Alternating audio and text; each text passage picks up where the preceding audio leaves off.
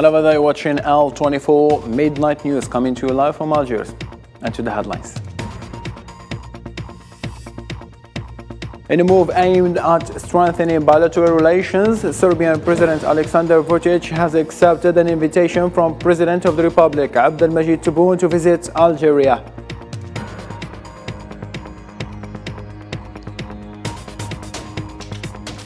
Massive demonstrations swept across several cities in Moroccan Kingdom as protesters expressed their rage over high prices, tyranny, and social injustice.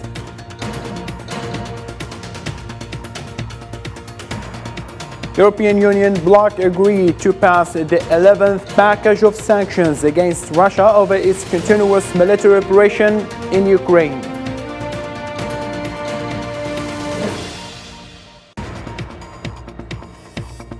And just a day after U.S. Secretary completed a visit to China, American President Joe Biden described President Xi Jinping as a dictator, and Beijing hit back, calling Biden comments as extremely absurd and irresponsible.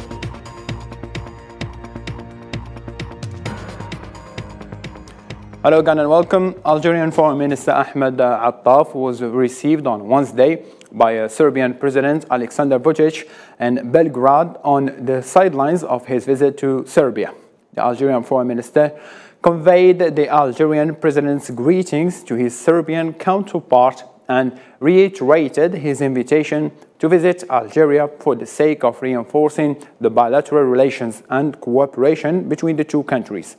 Serbs leader Vučić also voiced his acceptance of Algerian President's offer, reiterating his desire to visit Algeria before the end of 2023.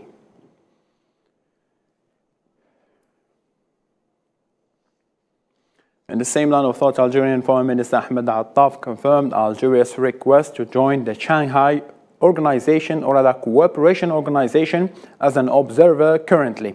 The Foreign Minister noted in remarks to the Italian news outlet Nova that typically an observer membership request is made before assessing the circumstances and making a formal decision to join, highlighting the fact that in the geopolitical vision of Algerian President Abdelmajid Tebboune, Central Asia is establishing an economic center of gravity, and that in order to protect Algeria's interests, Algerian diplomacy efforts are largely focused towards this part of the world.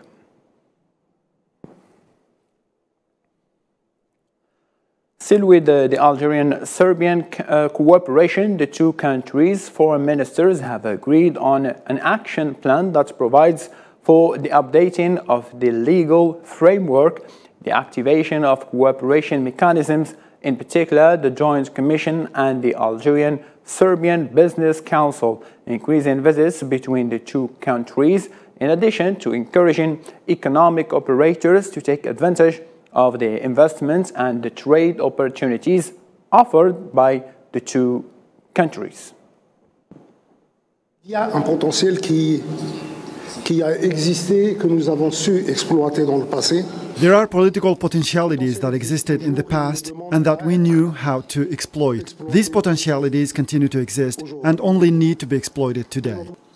As far as we're concerned, there is political determination, a political readiness to work with you to boost bilateral cooperation that seems very promising, as it was very beneficial in the recent past. I am waiting for you in Algiers to continue this work.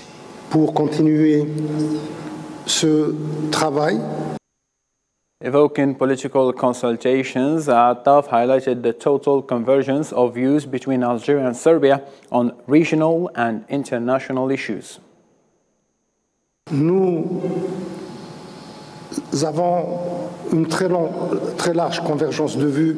We have a broad convergence of views on all international issues. This strong and genuine convergence of views was reflected by Serbia through its solid and fraternal support for the election of Algeria as a non-permanent member in the UN Security Council. We express our gratitude and our warm thanks. Reconnaissons et nous vous en remercions très chaleureusement. Also, both ministers underlined the two countries' similarities in positions on issues of common interest, particularly the Kosovo question and the Western Sahara issue. Vous connaissez notre position sur les questions qui sont vitales pour votre pays. You are aware of our positions on sensitive issues related to your country, in particular the question of Kosovo. In our region, there is also the question of Western Sahara, which has a direct impact in destabilizing the entire Maghreb region. The non-settlement of this issue undermined and continues to undermine fruitful regional integration in our countries. I said it yesterday, and I strongly repeat it today. There are great similarities between the question of Kosovo and the question of Western Sahara. Il y a une très grande similitude entre la question du Kosovo et la question du Sahara occidental. Bilateral relations and the prospects for strengthening them were at the center of discussions between the Algerian Foreign Minister Ahmed Attaf and the Serbian Prime Minister Ansa Bernabik, who welcomed the visit of the head of the Algerian diplomacy and for the meeting he had with the Serb's counterpart, in particular, the practical steps that need to be taken to lay a solid foundation for promoting bilateral relations in accordance to priorities. Also, the Algerian Foreign Minister Ahmed Attaf met the widow of Liberation Revolution photographer Stevan Lapidovic, Mrs. Rosika Lapidovic, in the Serbian capital, Belgrade, in the presence of the head of the Association of Friends of Algeria in Serbia. Attaf stressed that this gesture comes as a confirmation of Algeria's loyalty to its friends who backed its struggle against colonialism and who represent symbols and bridges of communication between Algeria and its friends around the world.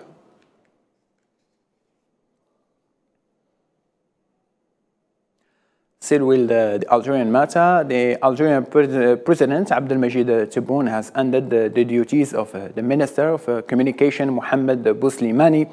The Algerian presidency affirmed that the dismissal decision was made after consulting the Prime Minister. Algerian President Abdelmajid Tebboune assigned the Secretary General of the Ministry of Communication to run the Ministry's affairs on behalf.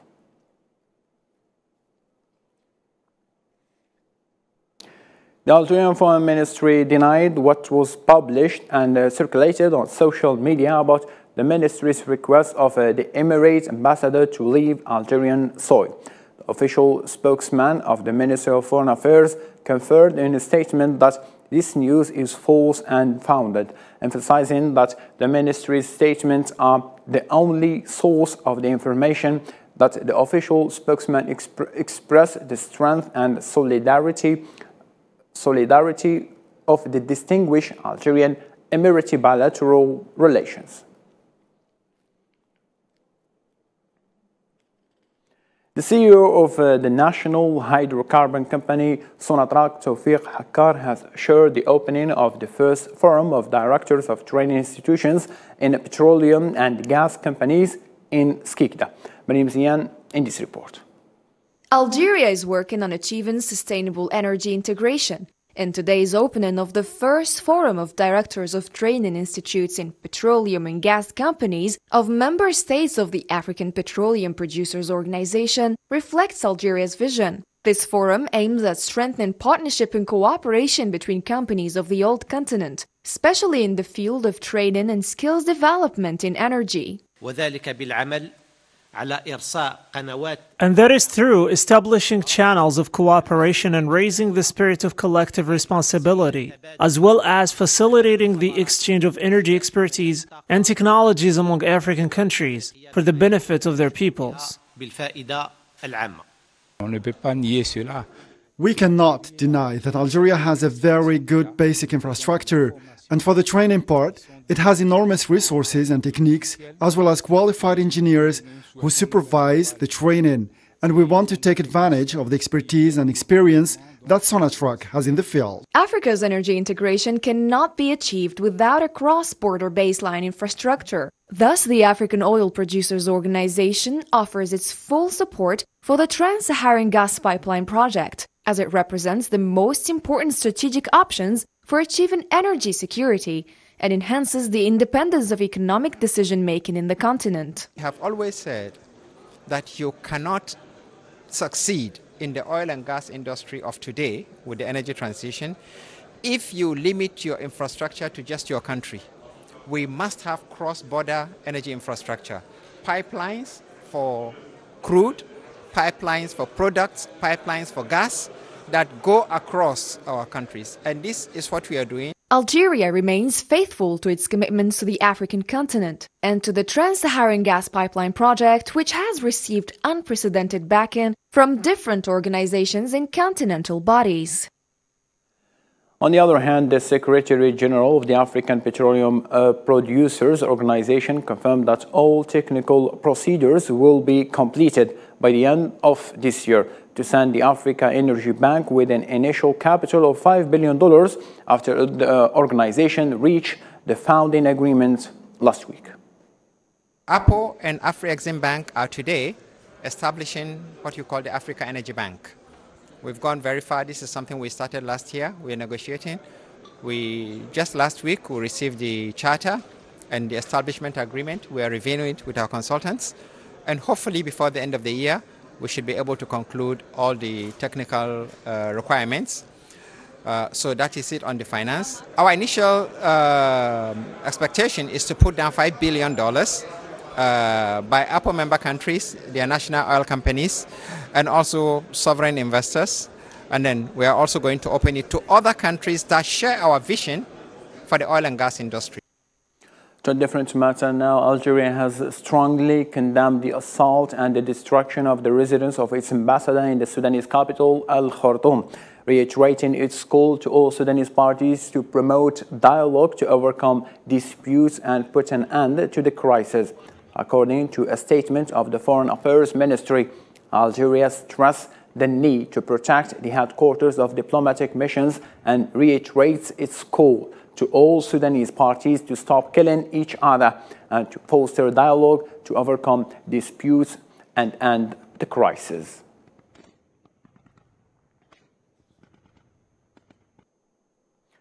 The U.S. State Department renewed Washington's political support for the UN track on Western Sahara. The U.S. Deputy Secretary of State Wendy Sherman confirmed in a tweet her country's position in support of the UN plan to settle the Sahara issue. Sherman, through her tweet, congratulated the Algerian Foreign Minister Ahmed Attaf on his country's election as a non-permanent member of the UN Security Council, stressing the depth and the strength of relations between Algeria and the United States of America. Still in the African continent, a massive demonstration swept across 40 cities in Morocco on Tuesday as protesters expressed their rage over high prices, tyranny and social injustice. Hussein Burkani in this report. Amidst rising prices and grievances, reminiscent of the 1981 popular uprising, Moroccans took to the streets in a wave of protests commemorating the martyrs of the past. Demonstrators voiced their opposition to the soaring cost of living and the curtailment of freedoms and labor rights. The Moroccan Social Front organized the protests under the slogan, "Continuing the struggle against high prices and social oppression," with activists in Rabat, Casablanca, Fez, Meknes, and other cities joining the call. They expressed their frustration with skyrocketing food prices and the overall increasing cost of living. The people of Dar al-Bayda took to the streets against the outrageous price hikes that we have been enduring since 1981. 42 years of suffering, 42 years living under the same conditions. Government officials have failed to address the pressing social issues and offer explanations to the Moroccan people. The deteriorating social conditions, soaring inflation rates, and persistent policies of impoverishment have compelled Moroccans to demand answers through protests. The elected officials continue to evade their responsibilities. There are still no real solutions to our current conditions and the social problems we face. Prices continue to rise, especially with Eid al-Adha approaching, causing hardships on all levels. These nationwide demonstrations opposing the alarming price hikes come at a time when Eid al-Adha is around the corner. However, protesters have faced violations and suppressions from the police forces, further fueling discontentment with the situation in Morocco. Away from Africa to the Middle East, the number of Palestinians martyred in the city of Jenin in the aftermath of the Zionist military raid rose to 7, with the death of a 15-year-old girl, Sadil Ghassan Turkman, who was critically injured in the head by the Zionist army bullets during a military raid. Succumbed this morning to her wounds, the aggression has also left 90 people injured, 20 of them in a critical condition.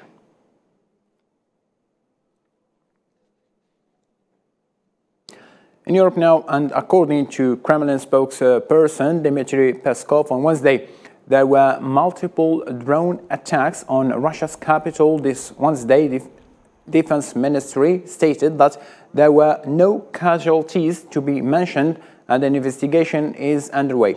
Local media reported these unmanned aerial vehicles was captured in a village of Lokino, which is part of the city of Moscow.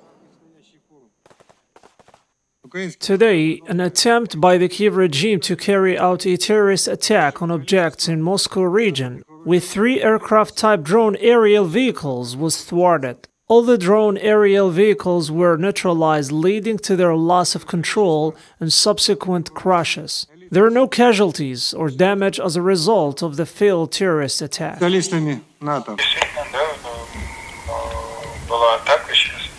In fact, there was an attack. The means of combating drones did their job. Relevant authorities are now investigating this.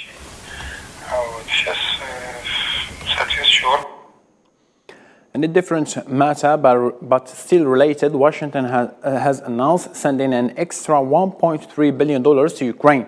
The new aid comes on the top of more than $20 billion in economic and development assistance the U.S. has provided to Ukraine. Also, similarly to the European Union that has announced a 50 billion euros.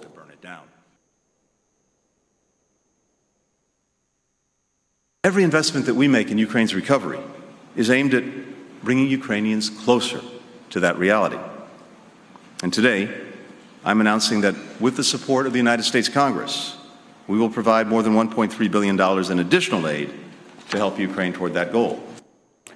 President Vladimir Putin said on Wednesday that Russia's new generation of Sarmat intercontinental ballistic missiles, which are capable of carrying 10 or more than nuclear warheads, would soon be deployed for combat duty. In a speech to the new graduates of military academies, Putin stressed the importance of Russia's triad of nuclear forces that can be launched from land, sea, or air.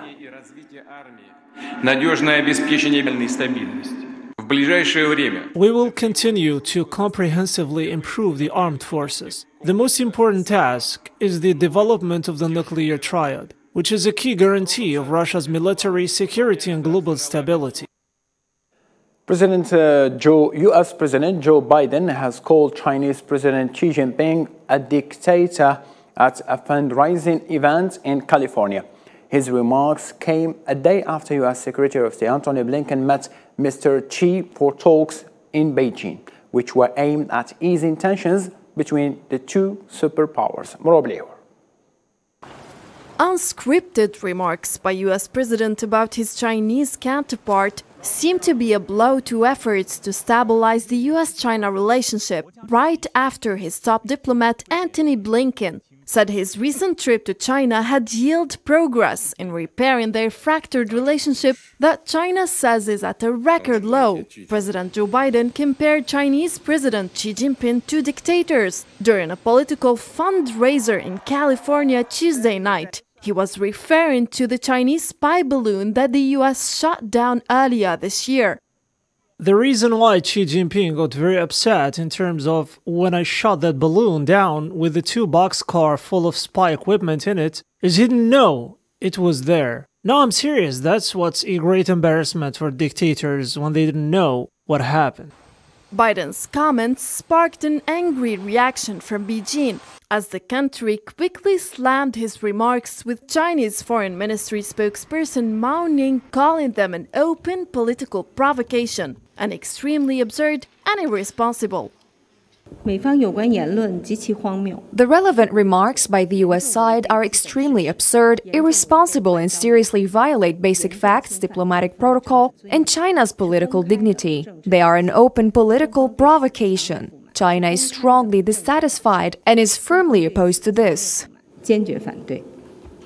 Kremlin spokesperson Dmitry Peskov commented on the matter, saying that the US president, referring to his Chinese counterpart as a dictator, showed US foreign policy was inconsistent and erratic. The new clash of words comes amid a particularly tense time in US-China relations, and just over a day after Secretary of State Antony Blinken concluded a visit to Beijing that sought to break the ice in a relationship that has hit a historical low over an incident that became an intense point of diplomatic conflict between Beijing and Washington. The 23rd European Music Festival in Algeria showcased a remarkable performance by Enzo Avitabelli, taking the audience with his acoustic world music to another dimension. Let's dive into these highlights of this vibrant musical event with our own journalist Hussein Burkan in this report. Mahidin Bashtarzi National Theatre became the vibrant stage for the 23rd European Musical Festival, featuring remarkable performances from artists across Europe. Among them, the Italian musician Enzo Avitabelli, who stole the show with his captivating musical journey. Antonia Grandi, the director of the Italian Institute of Algiers, introduced the evening performance, highlighting Enzo Avitabelli's commitment to fostering cultural connections between Naples and Algiers, rooted in their shared Mediterranean identity. For us, diversity is a resource, so we should open our arms and welcome others. We should not be afraid of others and welcome them instead. In this work, we focus more on common things than on diversity, and between Algeria and Italy, there are many things in common. Enzo Avitabelli presented his Acoustic World project. He skillfully blended 30 years of artistic accomplishments with a profound social consciousness, expressing the struggles and aspirations of marginalized communities worldwide. Music is a message of fraternity. We use music to convey fraternity messages, as it was the case today. When I do a concert with other singers, I go back to Napoli with another culture. It's a mix of two cultures, an exchange and a bridge. Thomas Icker, the EU ambassador to Algeria, expressed his satisfaction with the festival as a whole and praised the outstanding Italian performance. He emphasized the festival's message of unity and dialogue between Europe and Algeria. Music is a way to connect us, to connect the southern shore of the Mediterranean and the northern shore of the Mediterranean. Music doesn't need a language. If you are Algerian, Italian, French, Spanish, German, Czech, and so on and so forth, you can understand each other with music. And I think the discoveries and the exchanges between public and musicians are, I think, the most important contribution of our festival. In a delightful surprise, Enzo Avitabelli invited the renowned group of El Day to join him on stage. The audience was captivated by the enchanting performances, swaying to the music and expressing their appreciation with a thunderous applause. The evening marked a memorable celebration of cultural exchange and unity, bringing together the diverse sounds of Europe and Algeria. Ending up with the sport, the International Olympic Committee still has time to decide whether Russian and Belarusian athletes will compete in 2024 Olympics in Paris. According to the IOC spokesperson Mark Adams on within the latest press conference of the IOC committee, saying that Olympic bodies still have time to decide on Russia's preparation. You want a time frame. We said we will take a decision when the time is right, and I think that's the right thing to do, to see how things are developing. It needs to be flexible because it's a moving situation. So I can't give you a timeline, but we will take a decision regarding Paris, which hasn't been taken yet. We will take that decision when the time is fit, and there still remains plenty of time for that decision to be taken. Ladies and gentlemen, thank you ever so much for being with us. For more updates, you can follow our social media platform, and all I can say at the end, take care of yourself. Good night.